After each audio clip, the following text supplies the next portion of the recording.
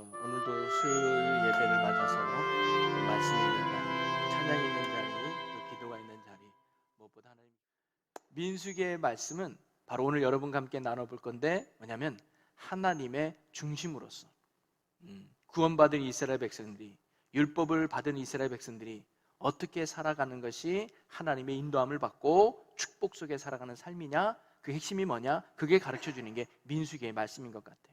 그리고 마지막 신명기로 가면 이제 가나안을 정복하기 전에 모압 평지에서 모세가 마지막으로 2세대 이스라엘 백성들에게 전한 설교가 신명기인데, 그것은 다시 말씀 회복이죠. 우리가 가나안 땅에 들어가면 우리 이 말씀대로 살아야 돼, 하나님 백성답게 살아야 돼서 다시금 말씀을 재설명해주고 설교하는 게 신명기의 내용입니다. 그러면서 오늘은 저와 여러분이 민수기의 말씀을 함께 살펴보려고 하는데요, 민수기의 핵심은 저는 하나님의 중심의 민족이라고 제목을 붙여보고 싶어요. 왜 그러냐면 이 민수기에는 핵심적인 내용이 있습니다. 그게 뭐냐면 인구조사예요. 그래서 민수기에는 두 번의 인구조사가 나옵니다. 1장에 인구조사가 나오고 26장에 가면 또 다른 인구조사가 나와요. 그런데 대상이 달라요. 뭐냐면 민수기 1장은 출애굽 1세대를 향해서 인구조사를 하는 내용, 오늘 우리가 읽은 본문 말씀의 내용이죠. 1세대들에 대해서 인구조사를 하는 게 나오고, 26장은 그 1세대가 광야 생활에서 다 죽고 2세대들에게 다시금 인구조사하는 내용이 바로 26장에 나온 내용입니다. 자, 그런데 인구를 세분해 보니까 오늘 1장 1절부터 3절 말씀에 보면 2절 볼까요? 2절에 보면 너희는 이스라엘 자손의 모든 회중 각 남자의 수를 그들의 종족과 조상의 가문에 따라 그 명수대로 계수할지니, 이 남자의 수는 성인 남자를 말하는 거예요. 20세 이상의 성인 남자의 수를 세어라 그랬더니, 그리고 이스라엘 중 20세 이상으로 싸움에 나갈 만한 자를 너와 아론은 그 진열대로 수를 세어라 라고 말합니다. 20세 이상의 남자를 세는데 왜 세냐? 싸움에 나갈 만한 사람을 사오라는 거예요. 이제 이스라엘 백성들이 노예 생활로 나왔지만 가나안 땅을 정복해야 되고 아직 하나님의 나라로서 할 일이 많은데, 그 싸움에 나가기 위해서는 장정의 수가 중요하니까 남자가 몇 명인지를 세보라고 했던 거죠. 그리고는 그 숫자를 센 게 몇 명이냐? 민수기 1장 46절을 보니까 우리 한번 같이 읽어볼까요? 계수된 자의 총계는 60만 3,550명이었더라. 60만 3,550명. 숫자로 제가 이게 적어놨어요. 약 60만 명이나 되는 인구가 1차 조사에 나온 만 20세 이상의 성인 남자였습니다. 그러다 보니까 아내와 아이들까지 합치면 약 200만, 많으면 300만 정도 되지 않겠는가라고 추측해 보는 거죠. 자, 그리고 두 번째 인구조사가 어디냐면 26장에 나와요. 자, 그런데 1장에서 26장까지 이 기간이 얼마나 걸렸느냐? 약 40년이 걸리는 거예요. 즉 40년 뒤에 모압 평지에서 다시금 2차 인구조사를 하게 됩니다. 그러면서 민수기 26장 1절 2절을 보니까 연병 후에 여호와께서 모세와 제사장 아론의 아들 엘르아살에게 말씀하여 이르시되 이스라엘 자손의 온 회중의 총수를 그들의 조상의 가문에 따라 조사하되 이스라엘 중에 20세 이상으로 능히 전쟁에 나갈 만한 모든 자를 계수하라. 똑같아요. 20세 이상의 전쟁에 나갈 그 남자 수를 세라는 거죠. 자, 생각해 봅시다. 지금 이스라엘 백성들의 시간이 몇 년이 지난 거예요? 40년 가까이 지났어요. 자, 그런데 이들이 지금 어디에서 지낸 거예요? 광야에서 생활을 했어요. 여러분 광야 가보셨습니까? 제가 지금 한 11년 전이네요. 2010년도에 성지순례를 가서 이스라엘 땅을 가봤는데요, 저는 왜 이런 땅이 젖과 꿀이 흐르는 땅인지를 모르겠어요. 정말 척박해요. 이 광야가요 정말 아무것도 없는 거예요. 우리나라는 정말 푸르른 강산이 너무 멋져요.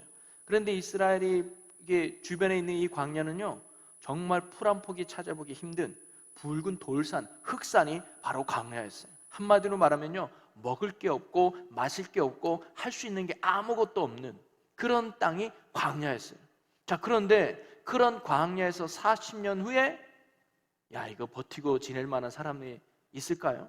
우리가 생각하기에 많이 죽고 많이 돌아가서 아마 인구가 훨씬 많이 줄지 않았을까라는 게 상식적인 생각 아닐까요? 뭐 편의점이 있었던 것도 아니고 우리점이 있었던 것도 아니고 호텔이나 이런 것도 있었던 것이 전혀 아니에요. 무슨 병원이 있어가지고 아픈 사람 치료하는 것도 아니고 산부인과가 있어서 애 낳으면 잘 봐주는 것도 없어요. 전혀 그런 문화의 혜택을 누리지 못하는 광야 생활에서 40년이 지난 후에 다시금 인구조사를 했더니 몇 명이냐? 그 숫자가 민수기 26장 51절입니다. 한번 읽어보겠습니다. 시작.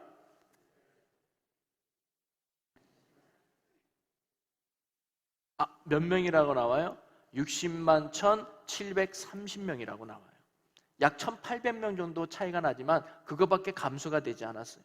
여러분 40년이라는 세월을 상기해 봤을 때 아무것도 없는 광야 생활을 했을 때 이거는요 기적 같은 일이에요. 60만 명이나 되는 어마어마한 숫자를 잃어버리지도 않고 그대로 이 숫자를 유지한다는 것은요 굉장히 놀라운 일이고 굉장히 감격적인 일이었던 거죠. 그래서 오죽했으면 이 책의 제목을 민수기라고 했겠습니까? 민수기가 뭐예요? 백성 민자의 숫자 수예요. 백성의 수가 중요하다는 의미 아니겠어요? 영어로는 이 민수기가 넘버입니다. 넘버. 숫자라는 의미예요. 왜냐하면 이들에게는 이 숫자가 갖는 엄청난 의미와 감동이 있기 때문이죠. 어떤 의미일까요? 바로 아무것도 없는 이 광야였지만 병원도 없고 음식점도 없고 의료점도 없고 아무것도 혜택을 누릴 수 없는 광야 생활이었지만 하나님이 돌보주시니까, 하나님이 지켜주시니까, 하나님이 역사하니까 인구의 숫자가 변함없이 되었다고 하는 큰 은혜의 고백이 바로 이 숫자에 담겨져 있었던 것입니다. 바로 이 민수기를 통해서 하나님이 말하려는 게 바로 그거예요.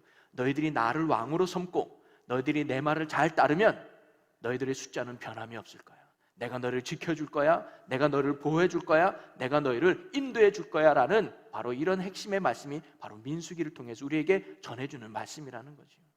그러면서 어떻게 했을 때 이스라엘 백성들이 숫자가 변하지 않고 하나님의 인도함을 받고 하나님의 보살핌과 지킴 속에서 온전한 은혜를 누릴 수 있었는가? 그 핵심이 바로 하나님 중심의 삶이었다는 거예요. 그걸 오늘 민수기 전체의 내용을 간략하게 살펴보면서 함께 나누어 보려고 합니다. 자, 민수기는요 이스라엘 백성들이 어느 지역에 있었냐에 따라서 세 부분으로 나눠볼 수가 있어요.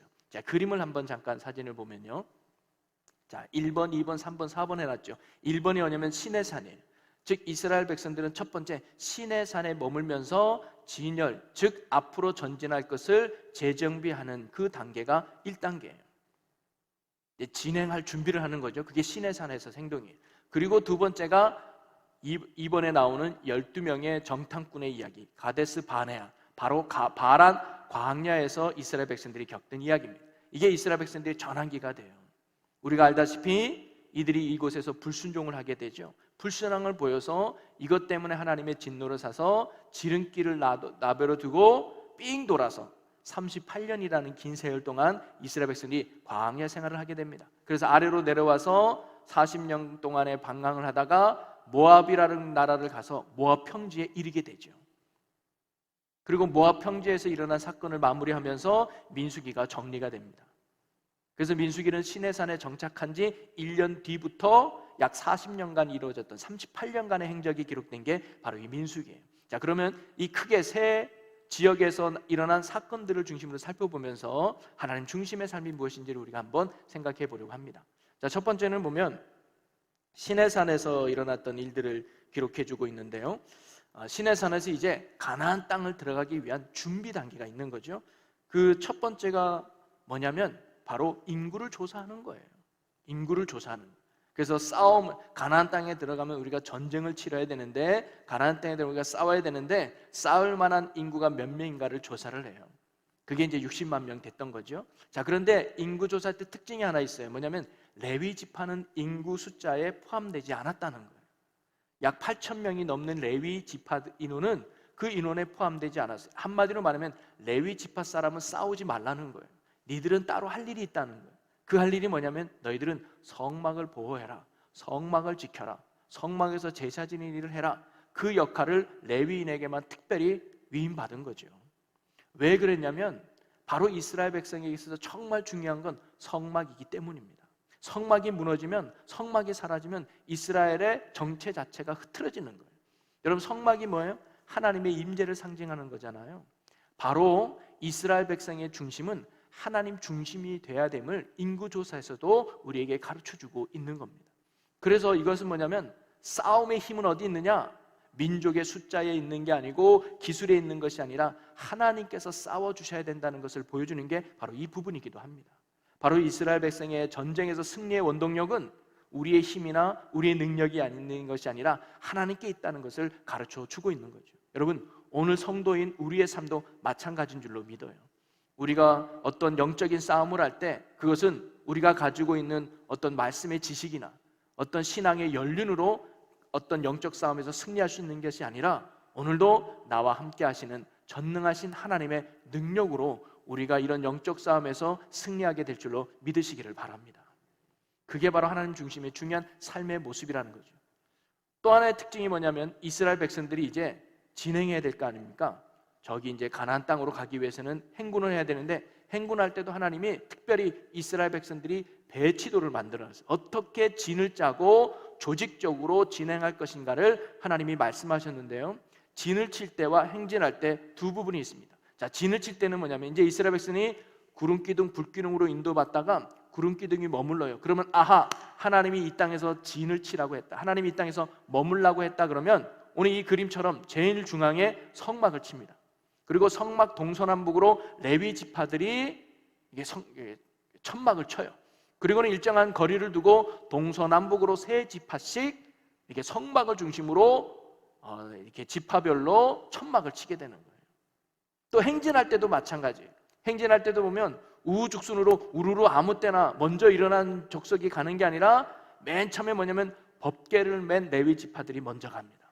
그러면 그 뒤에 유다와 이사가가 스불론이라는 이 지파 셋이 또 뒤따라가요. 그리고는 그 다음에는 법궤의 부품을 가지고 있는 게르손 브라리 족속, 레위 족속이 끌어가고, 그 다음에 르우벤, 시므온, 갓 자손, 그 뒤에는 성막 기구를 맨 고핫 자손, 레위 자손들이 그 다음에 뒤따라가고, 이런 식으로 먼저 하나님의 성막과 법궤가 따라가고 그 뒤에 이스라엘 백성들이 질서 있게 따라가는 걸 알 수가 있어요.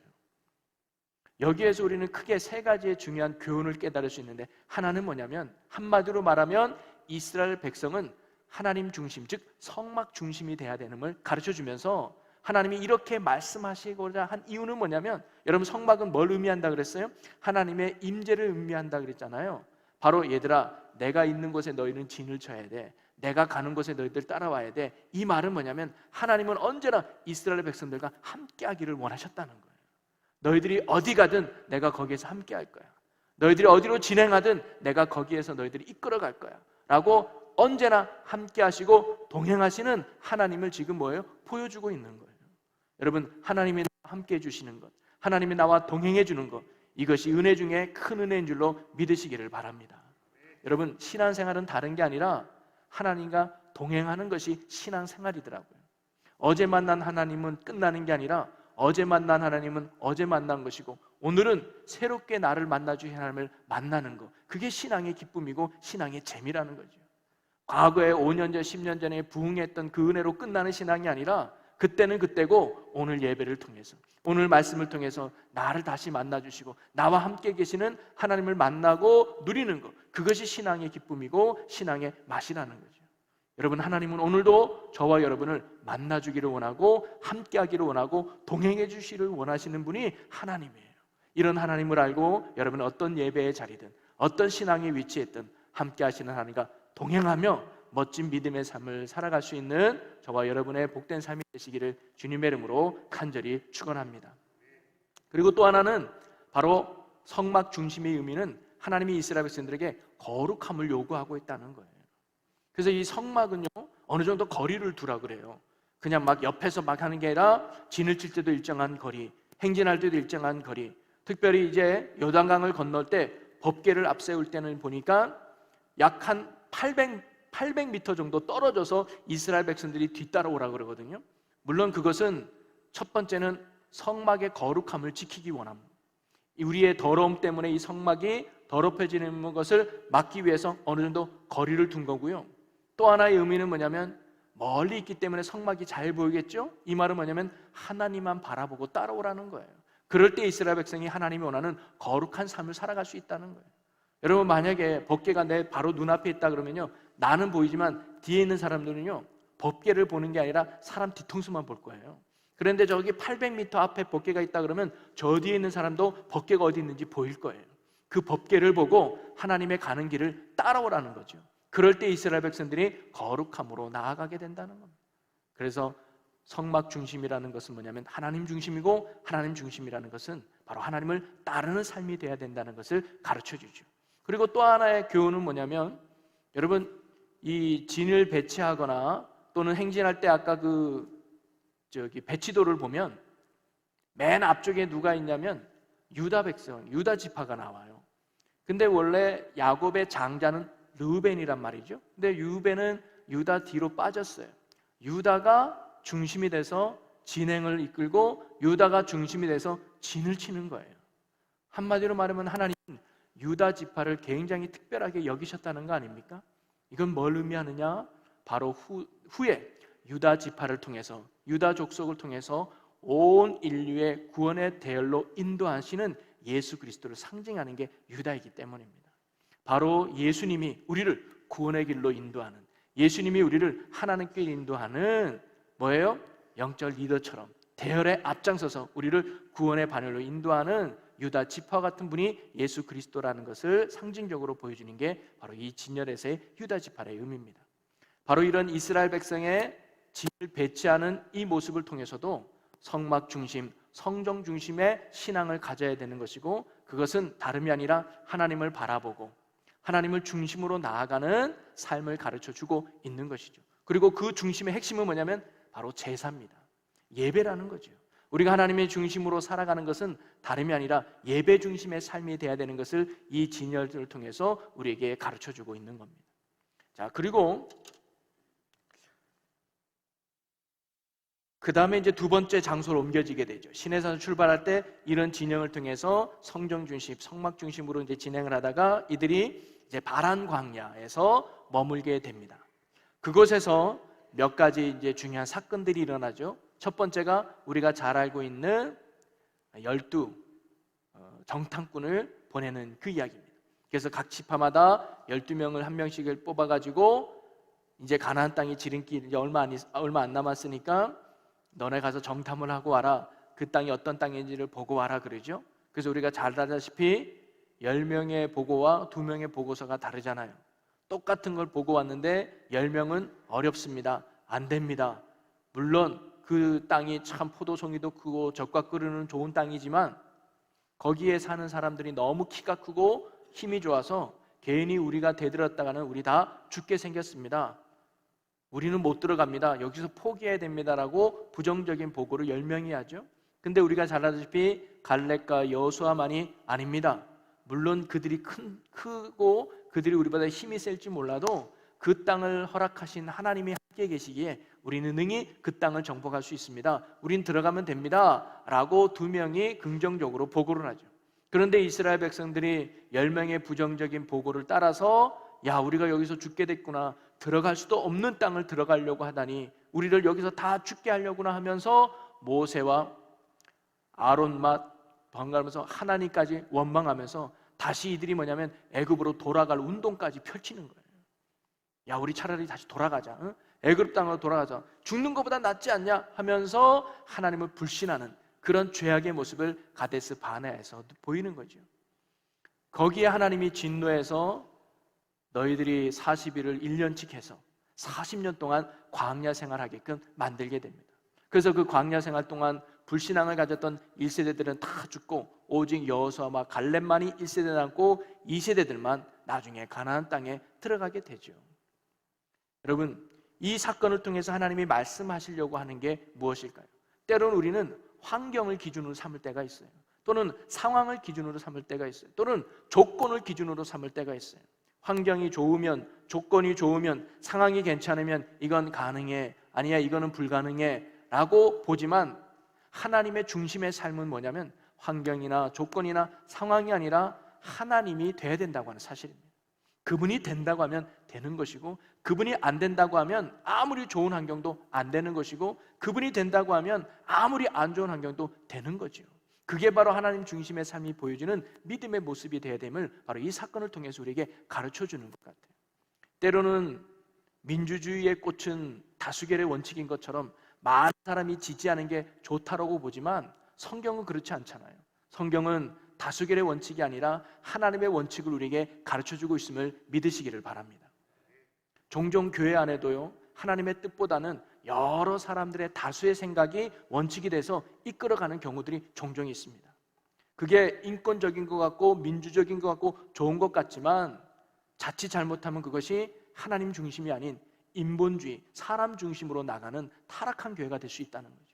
그래서 어떤 결정을 하고 판단을 할 때 가장 중요한 건 이것이 하나님이 기뻐하는 일인가, 하나님이 원하시는 일인가, 이것이 말씀에 부합된 일인가를 먼저 살펴볼 수 있는 믿음의 지혜가 저뿐만 아니라 여러분에게도 있기를 간절히 소망합니다.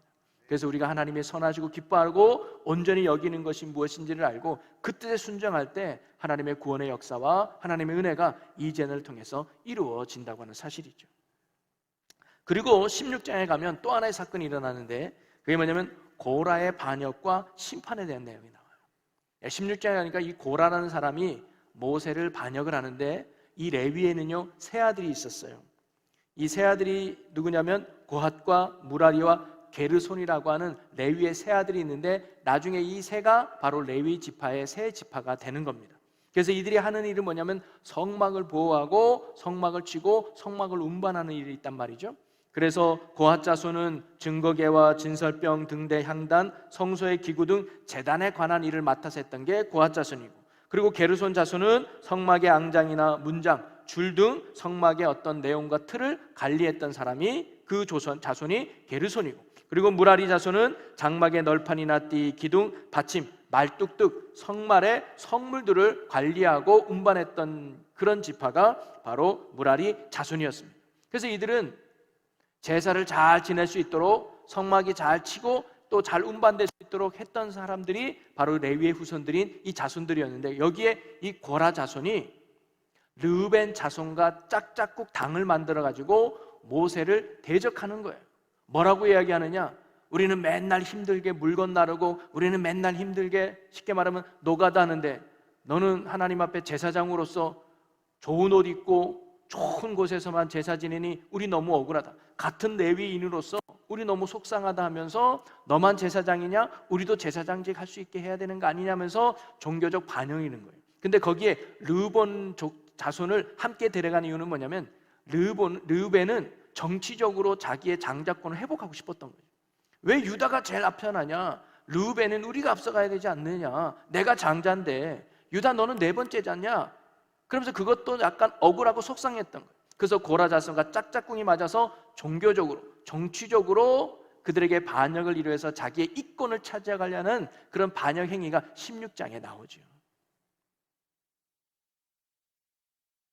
여러분, 그때 모세와 아론이 그럼 좋다, 이거 정말 하나님이 우리에게 주신 것인지 아닌지를 한번 해보자 가지고 두 가지의 시험을 해요. 그럼 너희들 각자 향을 가져와라. 아론도 향도 피겠다. 그러면 이 향에 불이 붙는 것이 하나님이 허락하신 것이다. 그리고 또 하나는 아론의 지팡이와 함께 각 지파다 지팡이를 가지고 와라.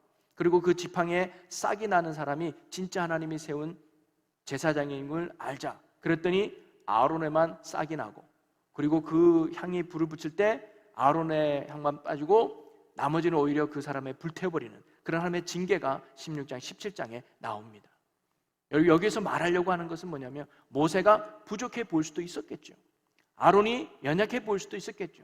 야, 내가 저 자리에 있으면 더 잘할 것 같은데, 내가 저 자리에 있으면 더 멋질 것 같은데 생각 들 수 있죠. 그런데 제사장이든 레위인이든 그것은 하나님이 정해주신 자리라는 이 말이죠. 모세와 아론이 하고 싶어서 또는 자기의 이익 때문에 그 자리에 쓴 것이 결코 아니라 하나님이 필요해서 그를 구별하여 세우신 자리가 제사장 자리고 대제사장 자리였다는 거죠.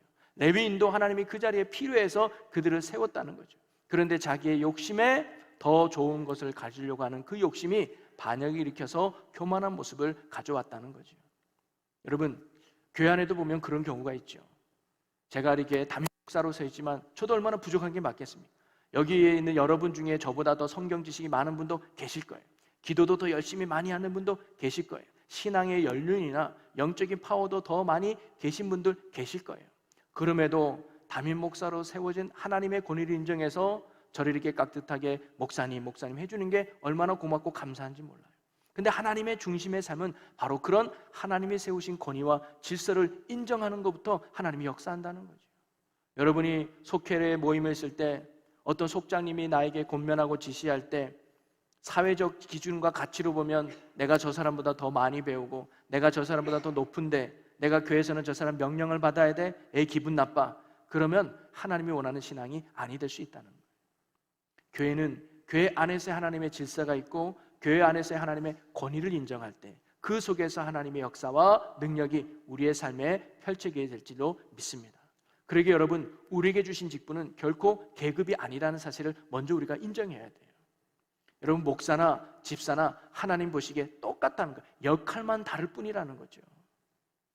그래서 우리가 종종 가끔 계급으로 생각해서 권사님이 집사님을 부를 때는 아무개 집사 이렇게 하는 분도 계시더라고요. 근데 저는 그렇게 안 했으면 좋겠습니다. 집사도 귀한 하나님이 허락하신 직분이고 권사도 하나님이 귀하게 허락한 직분이니 서로 존중히 여기면서 소중히 여길 때 그것이 질서 있게 하나님이 원하는 하나님 중심의 공동체의 모습으로 나아가는 것이 아닐까. 그리고 여러분이 어떤 직임을 맡겼든 그 직임 안에서 성실하게 하는 거예요. 그것이 아무 빚도 없고 아무도 안 알아주는 저쪽 구석에서 성물 닦는 일을 할지라도 그 일을 하나님께서 내게 맡기셨다면 그것에 감사하고 성실하게 감당해내는 것, 그것이 하나님이 원하는 하나님 중심의 삶의 아름다운 모습이라는 거죠. 오늘 저나 또는 여러분이 맡겨진 믿음의 자리에서 하나님께 해야 될 믿음의 삶을 최선을 다해서 하나님 중심의 삶을 통해 우리를 통해 이끄시는 하나님의 복음의 열매를 많이 누리며 또 이끌어갈 수 있는 저와 여러분의 복 있는 삶이 되시기를 주님의 이름으로 간절히 축원합니다. 그리고 또 하나의 사건이 21장에 나오는 노뱀 사건이에요. 여러분 많이 들어봤죠? 이스라엘 백성들이 지름길을 놔두고 삥 돌아가야만 했습니다. 이게 1년이 2년이 지나니까 이 이스라엘 백성들은 너무 지쳤던 거예요. 그리고 하나님이 만나라고 하는 매일 새로운 음식을 주셨지만 이게 계속 먹다 보니까 질린 거예요. 점점 이들이 지쳐가면서 물도 없고 마실 음식도 없고 지름길로 가지 못하고 삥 돌아가는 것 때문에 육신이 지치니까 이들이 뭐예요? 또다시 불만과 불평이 쏟아져 나옵니다. 그래서 하나님을 향해서 원망하고 모세와 아론을 향해서 원망하죠. 이 원망을 듣고 하나님이 그들을 진노하시기를 불뱀, 이 광야 사막에 불뱀을 풀어가지고 이스라엘 백성들이 불뱀에 물려서 죽는 일이 발생하는 거예요. 그때 이스라엘 백성이 또 깨닫고 모세한테 찾아와서 우리가 죄를 범했으니 용서해주고 하나님께 기도해 주십시오라고 부탁을 해요. 그리고는 하나님 앞에 모세가 기도했더니 하나님이 구원의 방법을 제시해 주는데 노수로 뱀을 만들어서 장대 위에 높이 세워놔라. 그리고 그 장대에 달린 뱀을 쳐다보는 사람마다 고침받고 살아날 것이다 라고 하나님이 말씀해요. 그래서 모세가 롯뱀을 만들어가지고 장대 위에 탁 올려놓죠. 그리고는 말합니다. 이 장대를 쳐다보는 사람만이 이 병에서 고침받고 살아날 것입니다 라고 이야기해요. 그랬더니 말씀해 보니까 정말 그 장대에 달린 롯뱀을 쳐다보는 사람마다 다 살아났다 그랬어요. 여러분, 이 말씀을 통해서 또한 하나님이 하나님 중심의 삶은 뭘까요? 여러분, 하나님의 중심의 삶을 살다 보면 내가 원치 않은 환경에 갈 수도 있죠. 내가 원치 않는 어려움에 빠질 때도 있어요. 아니, 예수 믿으면 평탄한 길만 올 줄 알았는데, 예수 믿으면 좋은 길만 올 줄 알았는데, 예수 믿으면 성공만 할 줄 알았는데 왜 내게 이런 실패가 오고 왜 내게 이런 아픔이 오고 왜 내게 이런 어려움이 오지? 올 수 있습니다. 그러나 그럼에도 불구하고 가나안 땅으로 인도하실 선하신 하나님을 붙들고 흔들림 없이 나아가는 게 하나님 중심의 신앙의 모습임을 오늘 가르쳐줘요. 오늘 저와 여러분이 때론 예기치 않는 어려움과 상황에 부딪힌다 할지라도 원망과 불평의 고백이 아니라 그럼에도 불구하고 나를 선하게 이끄시는 하나님을 붙들고 감사함으로 나갈 수 있는 저와 여러분의 흔들림 없는 믿음이 되시기를 주님의 이름으로 간절히 축원합니다. 그러려면요 또 중요한 상징적인 의미가 있어요. 놋뱀을 쳐다보며 산다는 거예요. 여러분, 어떤 사람이는 중요하지 않아요. 뱀에 물려가지고 1시간밖에 안 된 사람인지, 뱀에 물려가지고 이제 곧 목숨을 끊을 만한 사람인지, 심하게 물린 사람인지, 약하게 물린 사람인지, 한 번 물린 사람인지, 10번 물린 사람인지, 어떤 사람이든 어떤 수준이든 상관없어요. 쳐다보기만 하면 산다는 거예요. 이게 뭐예요? 하나님의 말씀 아닙니까? 여러분, 놋뱀이 장대에 달려서 그 장대를 쳐다보면 산다는 것이 바로 오늘 누구를 상징하느냐? 바로 예수 그리스도를 상징하죠. 십자가에 달리신 그 보혈의 피를 흘리신 예수 그리스도를 바라보는 자들마다 살아난다는 거예요. 바라보는 자가 구원받는다는 거예요. 어떤 사람인지는 중요하지 않아요. 이 땅에서 사장이든 종업원이든 똑똑한 사람이든 무식한 사람이든 박사학위를 받은 사람인지 초등학교밖에 못 나온 사람이든 어떤 사람이든 중요하지 않아요. 쳐다보면 산다는 거예요. 쳐다보면 구원받는다는 거예요. 여러분, 우리가 어떤 상황에 놓여 있다 할지라도 어떤 어려움이 있다 할지라도 쳐다보면 사는 줄로 믿으시기를 바랍니다. 쉽게 말하면 문제는 여러분 다 다양하잖아요. 저도 신방 가보면 문제 없는 집 없더라고요. 어려움 없는 집 없더라고요. 고난 안 당해본 집 없어요. 다 다양한 문제가 있어요. 그러나 해결책은 하나예요. 예수 그리스도가 해결책인 줄 믿으시기를 바랍니다. 가끔 병원에 가서 이렇게 진료받으면 의사 선생님이 다 똑같은 대답하잖아요. 술, 담배 끊으시고요, 운동하시고요, 짠 음식 드시지 마시고요, 운동 많이 하세요. 어떤 병이 걸리든 해결책은 거의 비슷하더라고요. 여러분, 교회도 마찬가지예요. 여러분 어떤 관계의 문제, 물질의 문제, 건강의 문제, 또는 지식의 문제, 자녀의 문제, 어떤 문제가 있다 할지라도 여러분 쳐다보면 사는 줄로 믿으시기를 바랍니다. 오늘도 예수 그리스도를 바라보는 자, 예수 그리스도를 의지하는 자, 그가 온전한 삶에 하나님의 구원이 임하게 된다는 거죠. 오늘도 저와 여러분이 예수 그리스도를 바라보며 믿음 안에 늘 승리할 수 있기를 주님의 이름으로 간절히 축원합니다. 자, 그러면서 이제 이들이 38년을 겪어서 이제 모압 땅에 이르게 되죠. 자, 사진을 한번 보면요, 그림을 한번, 사진 아니고 그림이죠. 그림을 한번 보면요, 자, 이 출이라 써 있는 게 이제 출애굽기의 배경이 애굽 땅이었다. 그 다음에 밑에 보면 레라고 써 있는 게 레위기의 배경이 시내산이었다. 네. 어떻게 그림 잘 그렸죠? 제가 그린 거 아니에요. 제가 그냥 다운받아 온 거예요. 잘 그려갔어요, 아주.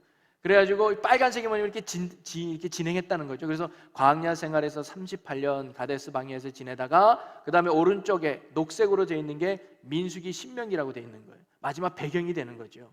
민수기의 마지막 배경과 신명기의 배경이 됐던 모압 평지예요. 그래서 이 모압 평지를 가면서 또 일어난 몇 가지 상황이 있는데요. 그 하나가 뭐냐면 사꾼 선지자인 발람의 이야기가 있어요.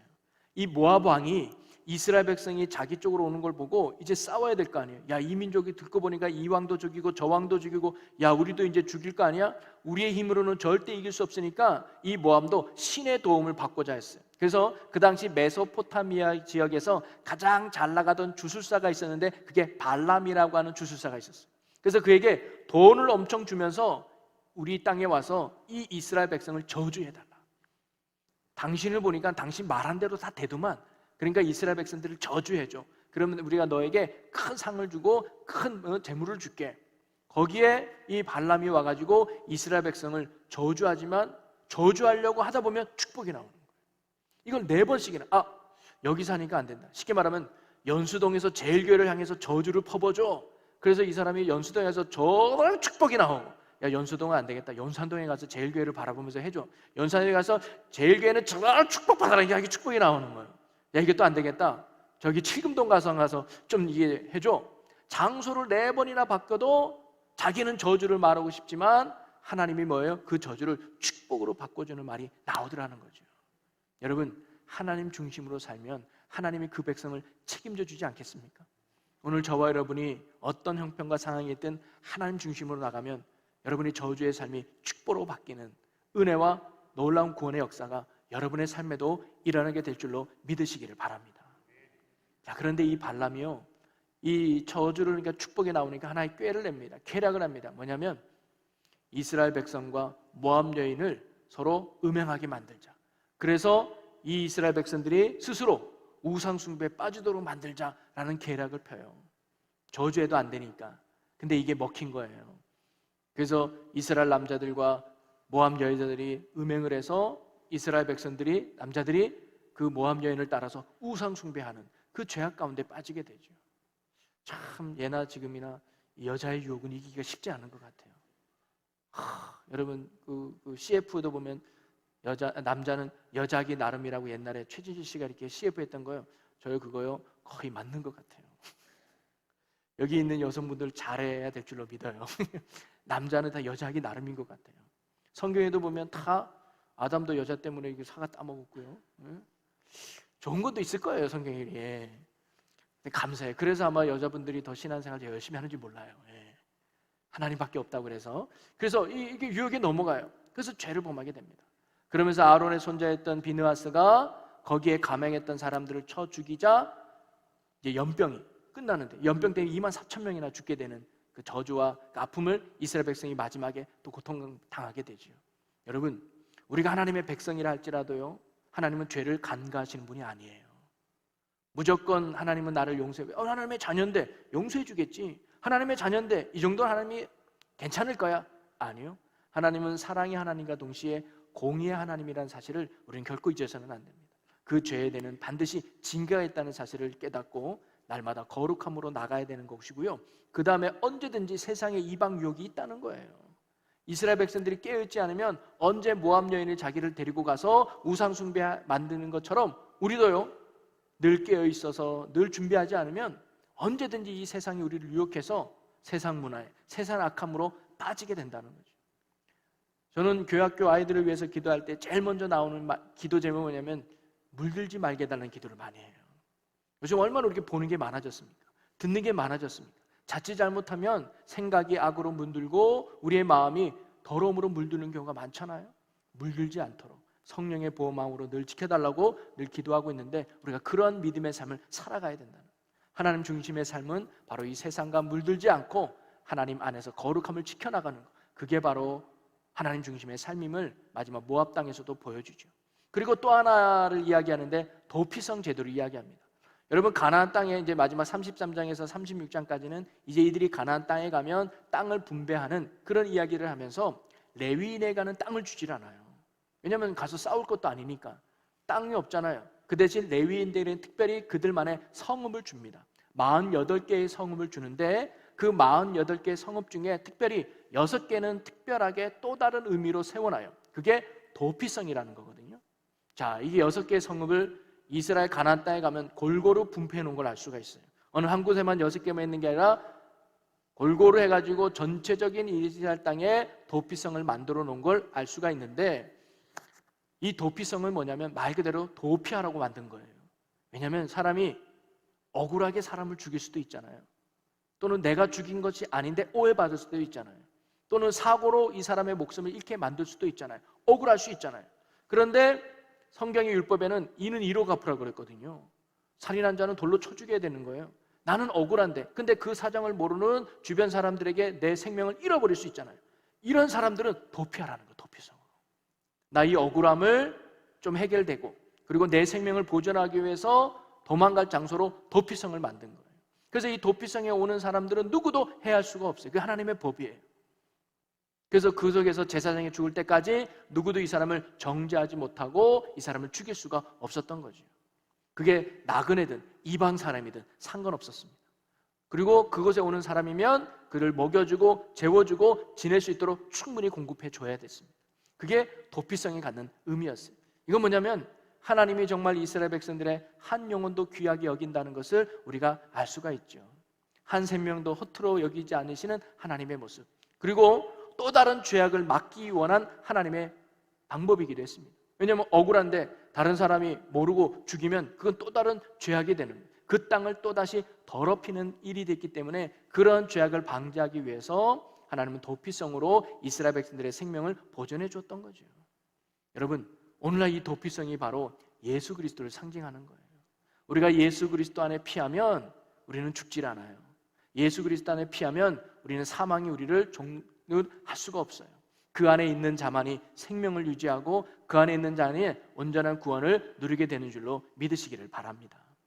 자, 그러면서 오늘 민수기의 전체적인 것들을 한번 정리해 본다면요, 여러분, 민수기는 40년의 광야성에서 아무것도 없는 이스라엘 백성들이 인구수가 전혀 변화가 없었다는 것이 민수기가 강조하는 핵심의 내용인데, 그게 뭐냐면 하나님을 왕으로 삼고 하나님 중심으로 살아가면 하나님이 우리를 지켜주시고 보호해주시고 인도해주신다는 거예요. 그러면 하나님의 중심의 삶이 무엇일까요? 다름이 아니라 첫째는 뭐예요? 성막 중심, 즉 예배 중심의 삶을 사는 거예요. 저와 여러분이 할 수 있는 한 예배의 자리에 주님이 기뻐하는 예배자로 예배 중심의 삶을 살아갈 수 있기를 주님의 이름으로 간절히 축원합니다. 그게 하나님 중심의 삶의 모습이라. 두 번째는 다른 게 아니라 말씀 중심의 삶인 거예요. 상황을 따르고 조건을 따르고 어떤 그 환경을 따르는 것이 아니라 말씀을 따르는 거죠. 주님의 선하시고 기뻐하시고 온전한 뜻이 무엇인가, 아버지의 뜻이 무엇일까를 깨닫고 그 뜻에 따라가는 것, 그게 바로 하나님 중심의 삶의 모습이고, 그런 삶이 있을 때 하나님이 역사하신다는 거죠. 그리고 하나님께서 허락하신 질서와 권위를 인정하며 순종하는 삶, 그 속에서 하나님의 영광과 은혜가 나타난다는 거예요. 그리고 마지막, 하나님 중심은 다른 게 아니라 예수 중심의 삶인 줄로 믿습니다. 언제나 십자가의 주님을 바라보고 예수 그리스도 안에 머무는 믿음의 삶을 살아갈 때 하나님은 우리의 삶을 이끄시고 돌보시고 하나님이 우리를 풍성하게 채워주실 줄로 믿습니다. 우리 민수기 이스라엘 백성들이 하나님 중심으로 풍성한 축복을 누렸듯이 오늘도 저와 여러분이 하나님 중심의 삶을 통해서 하나님의 은혜의 풍성함을 누리는 저와 여러분의 복 있는 삶이 되시기를 주님의 이름으로 간절히 축원합니다. 우리 이 시간 함께 결단하며 기도했으면 좋겠습니다. 가만히 보면 우리도 어떻게 보면 인생이 광야길과 같은 거 아니겠습니까? 내 힘으로 할 수 없고 내 능력으로 감당할 수 없는 광야길과 같은 게 어떻게 보면 우리의 인생인데요, 근데 하나님은 광야 같은 우리의 인생길에서 물이 없는 곳에 물을 내시고 먹을 것이 없는 곳에 만나를 주시고 길이 없는 곳에 길을 내어주셔서 40년 동안 이스라엘 백성을 지키시고 보호하셨던 그 하나님이 오늘도 저와 여러분을 광야길에서 인도해 주시고 먹이시고 채우시고 역사해 주실 줄로 믿습니다. 그러기 위해서는 오늘 우리가 하나님의 중심의 삶을 살아야 됨을 오늘 말씀이 우리에게 가르쳐주고 있습니다. 주님, 우리가 예배 중심의 삶을 살게 해주시고 말씀 중심의 삶을 살게 해주시고, 그리고 아버지 예수 그리스도의 중심의 삶을 통해서 날마다 하나님 중심으로 살아가서 하나님의 인도함을 받는 축복의 삶이 되게 하여 주옵소서. 우리 그런 할렐루야, 살아계신 하나님, 우리도 인생길이 광야 같은 길이지만 하나님이 늘 함께하고 하나님과 늘 동행하는 은혜의 삶을 누리는 저희들이 되게 하여 주시옵소서.